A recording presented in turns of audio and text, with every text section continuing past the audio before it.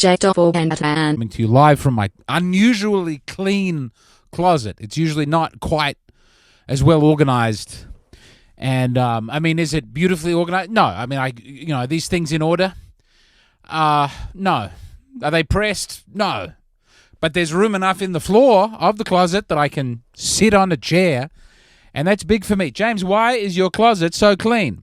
James, why is your closet typically so filthy? I'll tell you why. It's because Charlie Kirk was shot and killed, and it made me feel a little better to clean. It does take a national tragedy to get me to tidy up.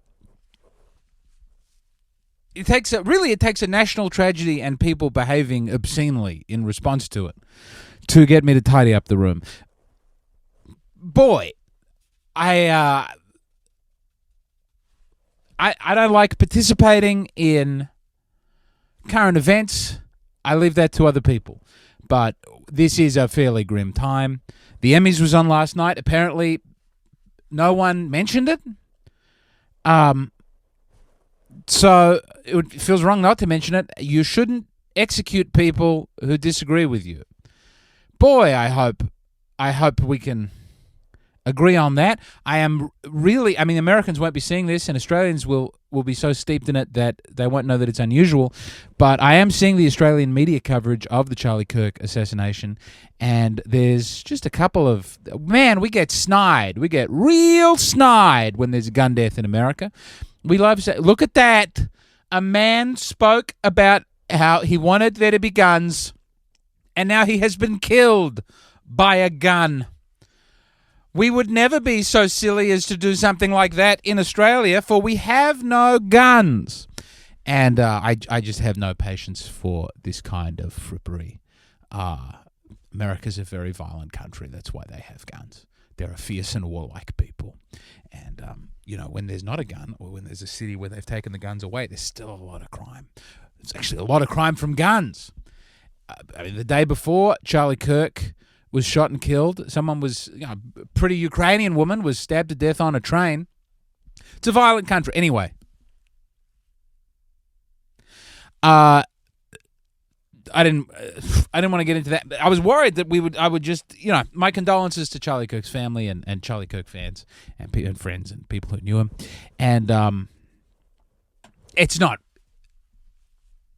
good. I wrote down a bunch of cards. I'm fairly sick of this episode. Not this episode. I don't like that the podcasts keep descending to me, screaming and shouting and having a meltdown in public. So increasingly, wouldn't it be nice to have a little togetherness and professionalism? Look at that. Whoa! Wouldn't it be nice to have a little togetherness and professionalism on the pod? So I wrote down, I have cards.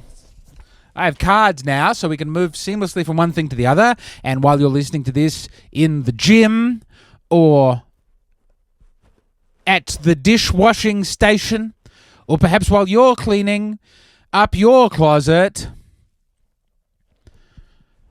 that will make it for a more seamless listening experience for you. I have to get rid of some of these clothes. I don't wear very many of these clothes. I mean, in particular, I don't know why I ever bought this, this Oprah shirt. I don't fit this Oprah shirt. I am too fat for this Oprah shirt. And even so, I think even if it fit like a glove, it would be remiss of me to wear the Oprah shirt out and about. Same for this jacket. I thought, there was a moment in a Goodwill where I thought, maybe I'll dress like a cool nana. So I have to get rid of them. I tried to get merch made in time for my upcoming shows and didn't. The books won't arrive on time. So I think to this Houston show coming up tomorrow, I will just bring some clothes. And if you want to pay, I don't know what a fair price is for a Oprah shirt that I wore once in the store and thought that will be my aspirational garment. I mean, I don't like that Australia. It's a different. I don't like when we're snide. We're not good at being snide. We have an accent that makes us sound very stupid internationally, And when we try and get prissy and huffy about things, it makes us seem even more stupid. Am I advocating for an entire change in the accent? Yes. And this is what I think we should go with moving forward.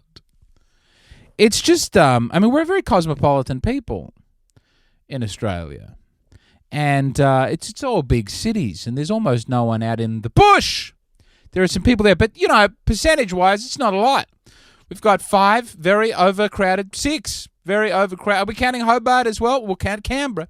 6 to 7. What about the Gold Coast? Is that a separate thing? We've just got big overcrowded cities with university-educated, city-slicker-type people. And, we love to waggle the finger and embrace our bureaucracy.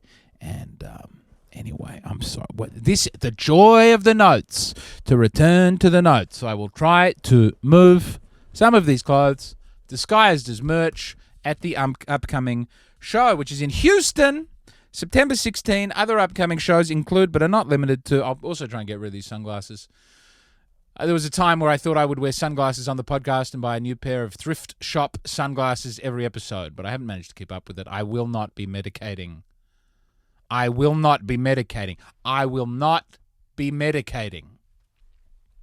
Houston, September 16, St. Louis, September 19, Omaha, September 20, Springfield, Mo, I think that's short for Missouri, September 25, Indianapolis, September 26, all on jdfmccann.com/gigs. There's a link below, and there are many other shows coming up as well.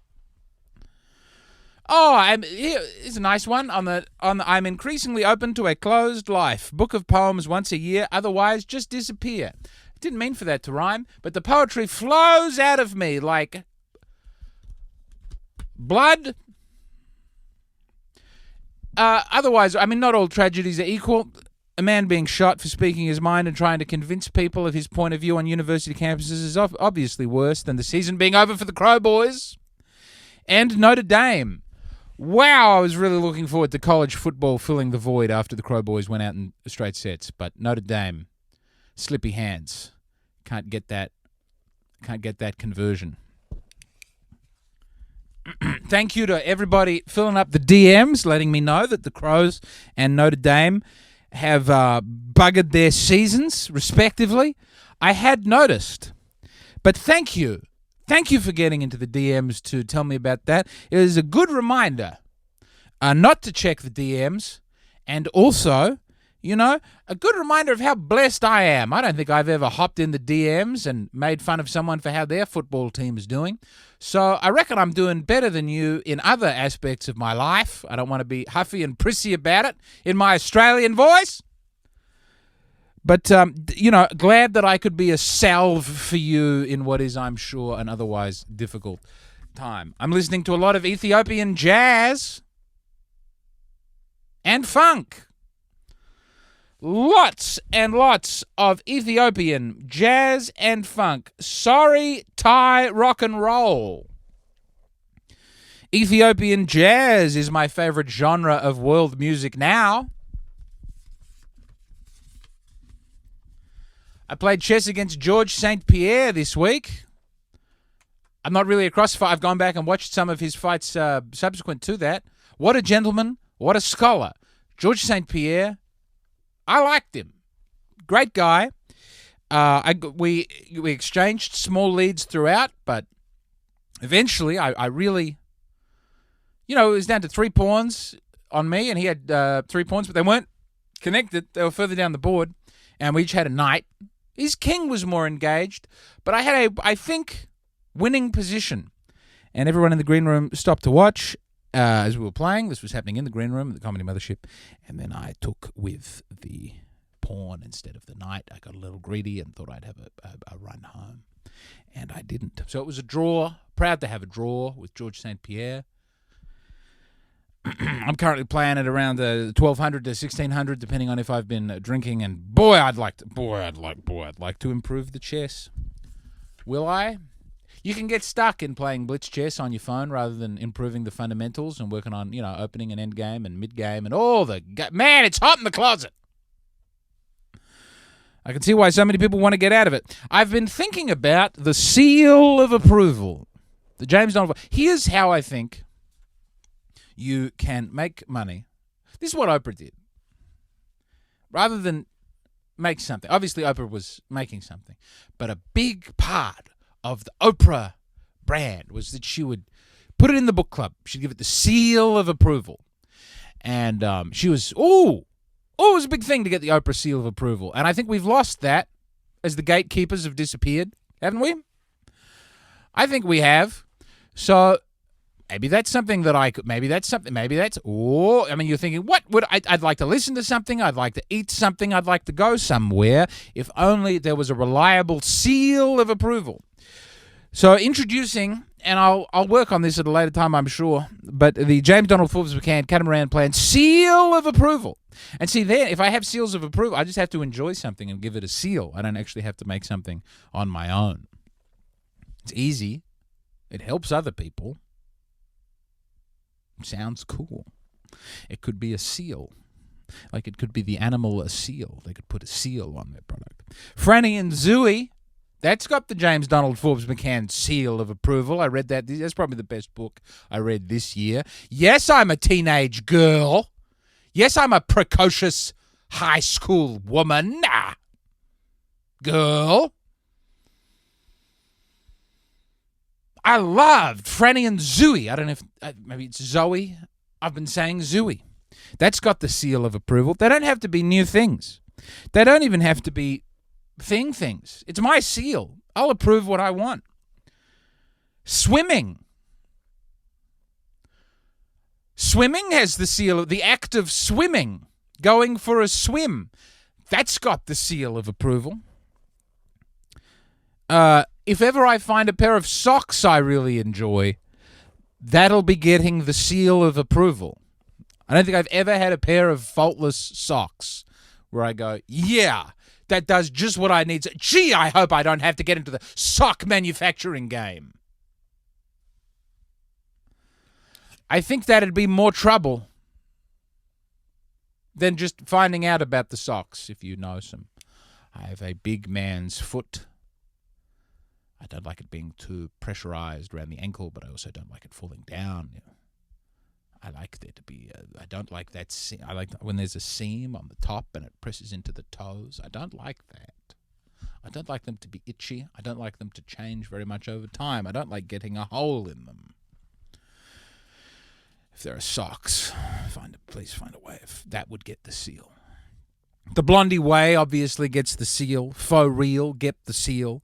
Kieran J. Callanan, Alex Cameron, that whole crew. Guess what? You've got the seal. Feel free to use the seal. Birkenstock shoes. Oh, you better believe they've got the seal. New Polity magazine. You've got a seal. I'm thinking about starting a news media empire.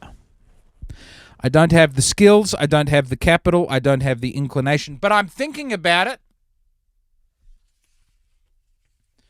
Shout out to this week's listeners in a special country, South Africa. South Africa currently leading the charge for most listeners in a country where people have warned me not to go.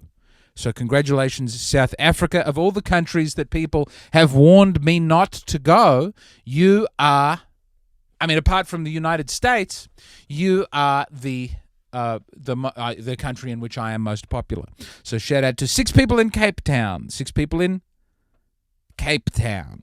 people in Johannesburg, 2 people in Pretoria, 1 person in Centurion, and 1 person in Durban. Oh, please, Daddy, won't you take me to the fun fair? Take me down to Durban.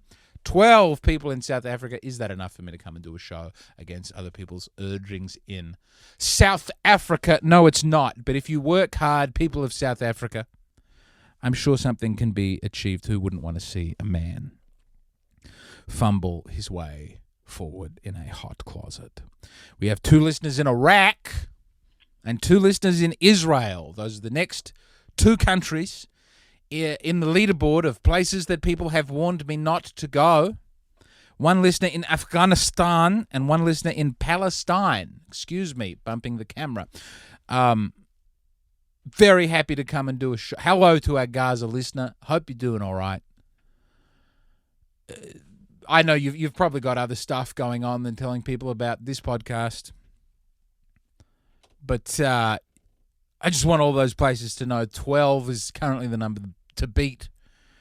And probably, realistically, 50 is the number to get to for me to come there. I don't know how I would get into Gaza.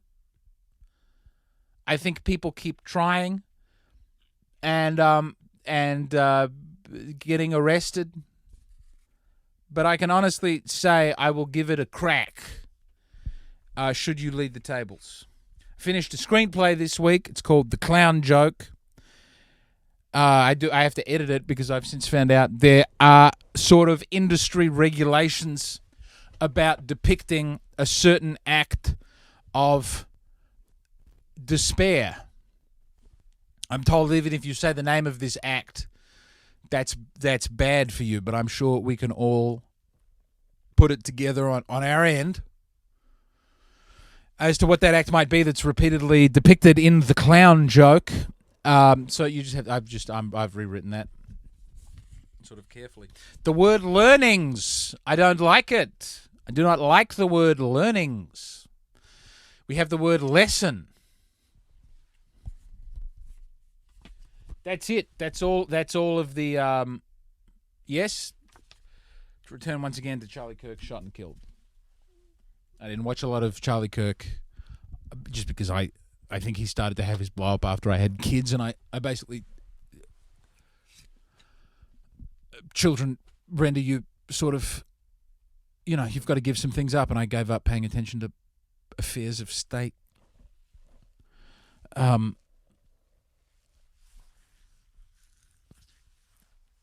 be talking about it on stage.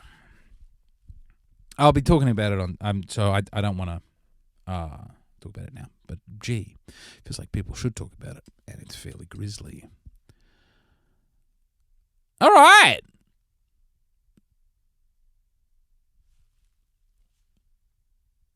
Well, that didn't work. Podcast is only 17 minutes in. I thought if I sat down and I made notes, the podcast would be longer because we'd like it to be a half hour. And that what? We bought 17. Anyway. You want to see some other things in the closet? You want to see some other clothes that I'm going to be hawking? I'm keeping the fur coat. I love the fur coat. I don't care if it's never appropriate to wear a faux fur coat in Austin. I'm keeping it. What else are we getting rid of? I'll keep the Notre Dame shirt. You see that? It's a Notre Dame shirt. There's just a lot. There's so many pants I don't fit into. These Wranglers. I went to wear these Wranglers one night for a show, and I came out of the room, and my wife said, "Oh, no." And I said, "Baby, what's wrong?" She said, "I can see everything." I said, "Yeah, isn't that funny?" And she said, "That's for me. That's not for other people. That should just be for me." Talking about my genital, of course. Bought a Dewey Reams Bible this week.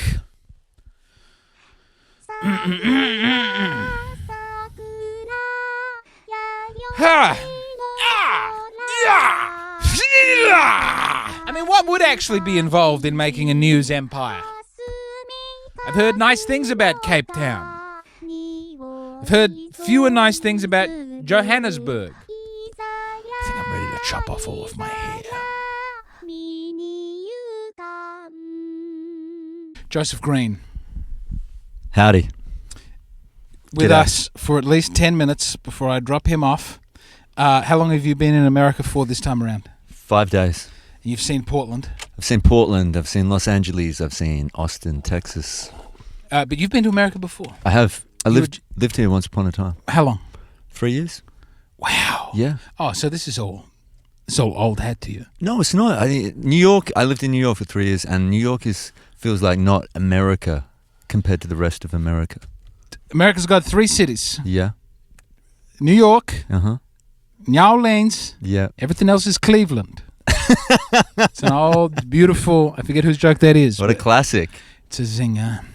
But where are we in that triad? No, Austin is New York. Austin's Cleveland. Austin's Cleveland. Of course, Austin is Cleveland. Wow, LeBron. But I like Cleveland. I love Cleveland. Let me get a little more in shot.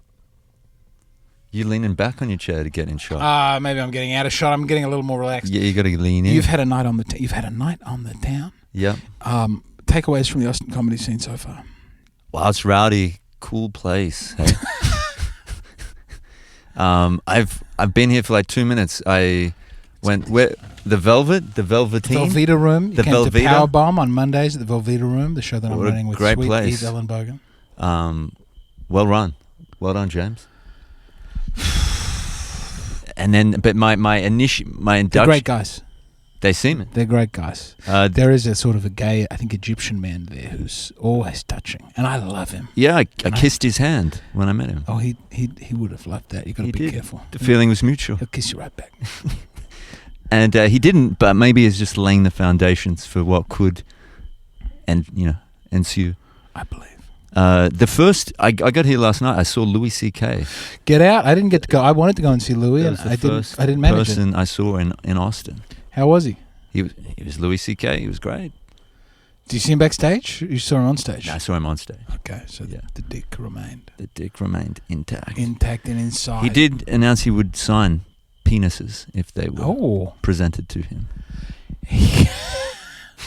I mean, a legend. Yeah. A legend and a star, and by all accounts, a good man who's helped many good people, and his impact on the comedy scene. By all accounts?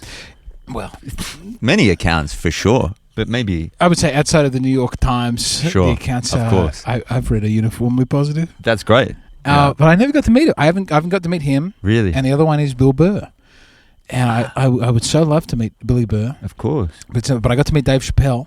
That would have been fun. Oh, it was great. You did a podcast with Dave Chappelle. I was scared. It actually became just you and him. Oh, the lights have just gone out. Yeah, it's good. That creates a new mise en scene to follow up from Under the Bridge. Turn off, And turn then- on. Yeah, if the battery expires, then I crash here. And we're off to Houston tomorrow. That's exciting. And I think we'll do a Houston pod. How far is that? It's about 2.5 hours. We'll go to a Buc-ee's on the way. That's nice. Oh, it's going to be so nice. I tell you, I'm flat as a tack. What do you mean? It's been too much for too long. You've what? I'm a husk. I'll be ready tomorrow for the gig. I feel tired too, if that's what you're saying. Well, we're just emceeing that show, and then we went to the mothership, and you got to see the mothership. Yeah, the mothership. Wow, iconic place. Apparently, Louis C.K. helped design some of the dimensions for that. They had him walk around the original. Yeah, the myth that was confirmed to me by Ari and maybe you as well is that Louis walked in. They said the roof was too high. He said, "Lower that ceiling," and he put a new floor and lowered the ceiling as well. You got to have a low ceiling. You gotta. Comedy requires certain things. Yeah, this is I only watched it from up top, so it's hard to get a sense. Seems pretty high in the up section. Yeah. But this is why you wanted them in darkness, and this is why at the Comedy Store and also at the Mothership, when they have the open mics to see if people are allowed to come back on a Monday, the opening section of the show where people do 3 minutes, they keep the lights on in the audience so that they have to work harder. Oh, really? Yeah, because they want to know if people have really got it. Because if you've really, really got it, you'll get something. You can crush them in the light. Yeah, but the light, I remember I once did a show in Perth and they left the lights on, and then once they turned the lights off, it was great. But I remember that's where we met, in Perth. It's devastating 8 minutes. We had a beautiful day together in Perth. Yeah. I remember drinking a lot of water. Did we vote? Was it a voting day? Did we vote that day? I think it might have been an election. We walked through Fremantle together? And we were both, were we doing Johnny's shows? What was happening? Yeah, doing some shitty open mics and Johnny's shows before, which is the Comedy Lounge, before it existed as a physical space. Oh, yes, when it was a hodgepodge. Yeah, where it was sort of like a transient I'd forgotten that's where we met. We had a beautiful time on Perth public transport. Yeah. And you were in Melbourne. I was in exile of Melbourne at that time. Yeah, you described it to me in detail that day. I try and be more discreet now, but I'd gotten. No, I appreciated you confiding in me at that time. I got my ass right out of that city. It is interesting with comedy, and I guess this could be applied to other people's. Maybe you're a musician, maybe you make shoes, maybe you're whatever accountant. I find being in a city and in a scene in a certain place at a certain time is very important. That you can really have your light under a bushel if you're in the wrong place, if you're really trying to It's incredible. Even within Australia, people who, the Sydney people, it's not quite working out, they go to Melbourne and they have a big pop, and vice versa. Yeah. This happens all the time. Very few people have come to Adelaide to pop. But I think this applies in a lot of industries. Where Yes. it's like people who are coming and or going. I find that to be, there's nothing like scarcity. Yeah, something weirdly psychological. There was, I used to work in the modelling profession, James McCann, Show yourself off. and there was this hairdresser / stylist I met in Melbourne, and I lived in New York doing a little bit of modelling. Yes, I'm sorry, someone's taking the bins out. That's of course, Hi. it's their God-given right. It's bin night here on Hello. Tuesday morning. Hi, I'm just dropping off my friend, but we were just doing a podcast in the car. If that's all right. Are we being too loud? Oh, thank you. I apologize. I know this is unusual. This is crazy behavior. It'd be great if we could have a James McCann fan come. It's called the James Donald Forbes McCann Catamaran Perfect. Plan. It's an okay podcast. It's my no, it's not big and successful. But we're getting there. Anyway, God bless you. Sorry. We are getting there. You're getting there, big time. I'm gonna get fucking shot. You got there. You're doing it. You're talking to the people. Big things are happening. Damn. One new listener at a time. If she looks up the podcast, she'll see me on the highway screaming into traffic. Wow. Coming at you live. It was important, I felt, to do one that wasn't in traffic. I don't want to just have to do them in traffic every week. The feedback on the podcast in traffic episode was strong, but I'm not... we're white, we're polite, we were dignified. She's a fan, I feel already. She's coming back. It might be another bin, Shut up. but she's coming back. Well, what? Anyway, I need to have this get to 10 minutes so that the podcast overall can be a half hour. Oh, I should finish that story. Oh, yes, Otherwise, please. it seems like I just brought up modelling just to bring it I'd up. assume that's what you had done. No, it wasn't. It genuinely was. In this driveway here? Oh, shit. Oh, of course, yeah. That's all right. Oh, no, I won't do that to you. You don't want to be on the podcast? You don't have to. It's about a few years ago, I was a poor person in Adelaide, and I was trying to buy a boat. And the podcast has gone quite well, and I've gotten to come here and do comedy here. We're stand-up comedians, and so it's about still trying to earn $500,000 with a podcast to buy a boat. It's going all right. I'm dropping my friend off. He's in that house. He's staying up the back of that one.